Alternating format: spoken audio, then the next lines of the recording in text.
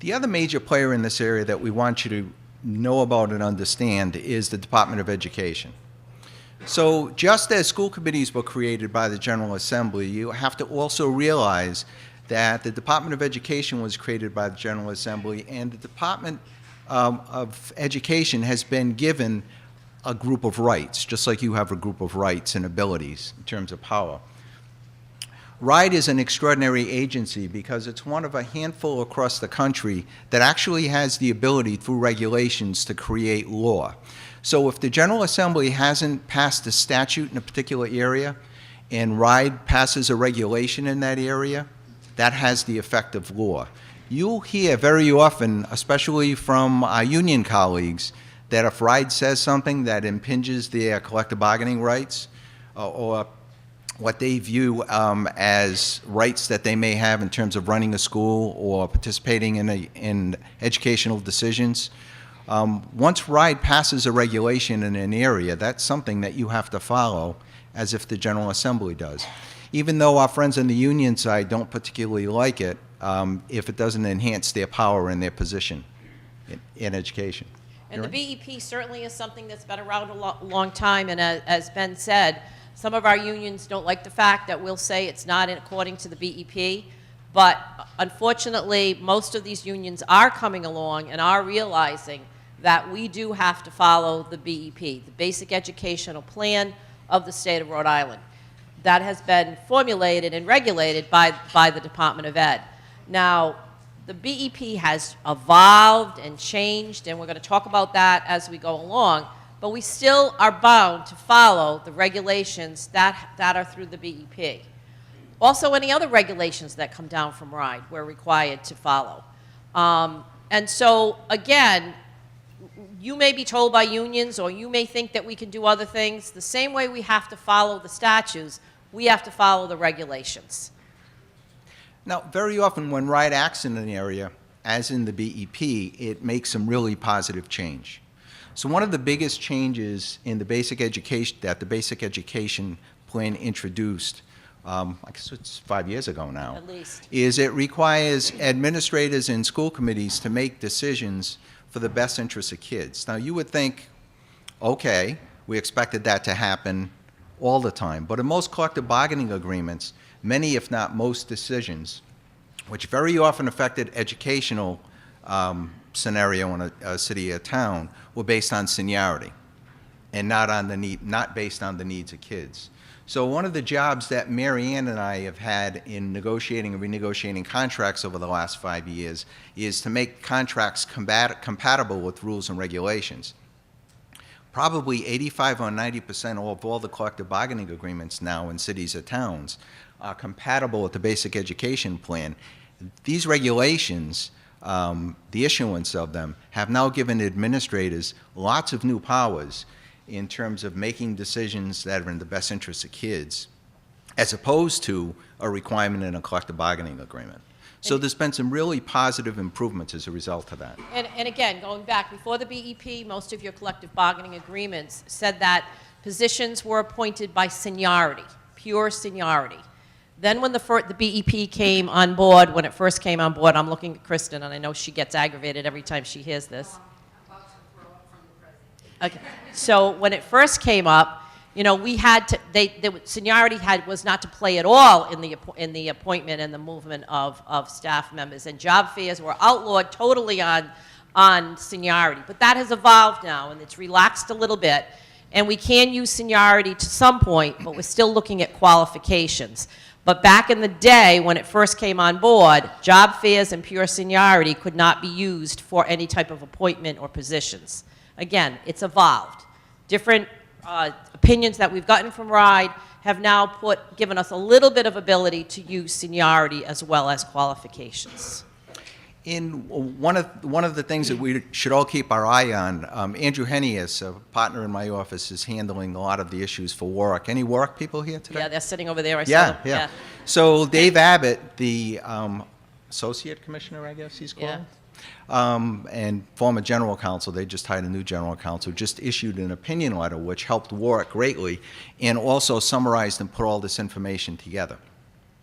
It's a real easy read, so if you have an opportunity, you can go on the RIDE website and look for that decision. It's a nice, concise description of the areas under the BEP that cannot be impinged on by collective bargaining, and what you can collectively bargain at this point. So we'd encourage you to do that. So the big question is, how is my job as a school committee member defined? Here we go. Okay, so we're giving you 3 statutes to look at, and we provided you copies of those. So what we wanted to do is we wanted to provide you with, and we're not going to redo the statutes, don't worry about that. We're not going to overwhelm you with law, but these are the 3 basic ones you have to read if you have to understand, if you want to understand what your job is as a new school committee member. One defines, based on what the General Assembly would like you to, areas to work in, the areas that you have specific responsibility for. One is a management code, essentially a code of ethics for you and how you would operate as school committee people. And the last one is the statute which defines what rights and roles and responsibilities your superintendent has. So to us, and you don't read it now because we're not going to go through all of them, but we do want you to read it. The Code of Basic Management Principles and Ethical School Standards is something that, in our view, every school committee should look at every year. And one of the first things they should do after the reorganizational meeting is they should consider whether or not they should vote to adopt it if they haven't, because state law requires you to, or to re-adopt it, because it makes a wonderful statement to the community how you're going to operate. They're all positive, uplifting requirements in that statute, and it's something that everybody that's sitting here should be able to get their head around. The most important one, in our view, Mary Ann? Again, the most important one, and I think I mentioned this, and I've heard a couple of other speakers say today, you have the job of worrying about the educational welfare of the students attending your public schools. You've got to focus on that. That's what you need to remember. Yes, you have been elected. Yes, you have to worry about budgets. Yes, you have to worry about a lot of things, but this is your priority. Are you doing what's best for kids, or as best as we can given the resources that we have? That's your utmost responsibility. And so as we sit as school committee members, this is what we always have to make sure that everything we're doing is focused on. So as you look at, or when you do look at 1629, you'll see the basic areas of responsibility that a school committee has in a school district. You have the responsibility for the entire care, control, and management of public school interests. You are required to implement, and notice required to implement, federal and state law rules and regulations, which include regulations from RIDE, and very often includes regulations from the federal government, from the Department of Education. And notice that it says whether or not you agree with them. I don't always agree with them, so I know how you are. I know what it's like, so. But very often they're mandated. Sometimes they're connected to money, sometimes they're connected to other kind of penalties, but very often they're simply mandated. The committee also has overall policy responsibility for employment and discipline. You notice it does not say administrative responsibility. That's the job of your superintendent. Also, the superintendent has administrative responsibility for discipline decisions of all kinds.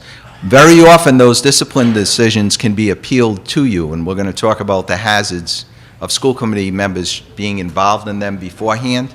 But you have to understand that in the first instance, it's the administrators that decide all personnel actions and all student disciplinary actions. The committee gives advice and consent to a superintendent's appointment of personnel. A lot of school committee members have the impression that they are actually hiring employees, teachers, custodians, principals, and really they're not. The statute gives superintendents the right to appoint. The school committee acts as the Senate, United States Senate would act in the approval of a recommendation by the President for instance, the United States Supreme Court. So it's a very similar act. You give advice and consent, but you don't select who comes before you based on the law. Now, in some districts, that's not exactly what happens. Some districts, there's a conversation or a negotiation between the superintendent and the school committee, because obviously, superintendent doesn't want to put someone before the school committee that's going to go down in flames in public. So I don't want you to think that there's a complete separation, but frequently, what happens is there's an exchange between a representative of the school committee and the superintendent, and sometimes the names are kind of floated among one or two school committee members in practical application. So let me practically tell you what Ben's saying right here. So let's say, for example, that your superintendent wants to appoint Ben Scungio as principal of the high school. Before that superintendent should put his name in front of the committee, maybe she needs to know if she's got a majority number of votes to get him appointed. Like on some of my committees, if I have a 7-member committee, I'll say count to 4, make sure you have the 4 votes. Because quite frankly, even though it's the superintendent's recommendation, the school committee has to agree with that recommendation. Now, you as a school committee person can't say, I don't want Ben Scungio, I want Mary Ann Carroll, because you have no authority to recommend Mary Ann Carroll. You only have the authority to vote up or down the recommendation of the superintendent. So, when I was a superintendent, before I put a name in front of my committee, I'm going to make sure I have enough votes to put that person forward, if it's at all controversial. Because if the committee votes no, I can't appoint that person. I got to go to somebody else and somebody else. And why embarrass anybody unless I'm sure that they're going to have the votes to get appointed? So you do have the power to stop an appointment, but hopefully that's something the superintendent has figured out before he or she brings the name to the committee, so that nobody is embarrassed, so that the superintendent's not embarrassed, so the candidate's not embarrassed, so the committee's not embarrassed. So you can, yes, Eva?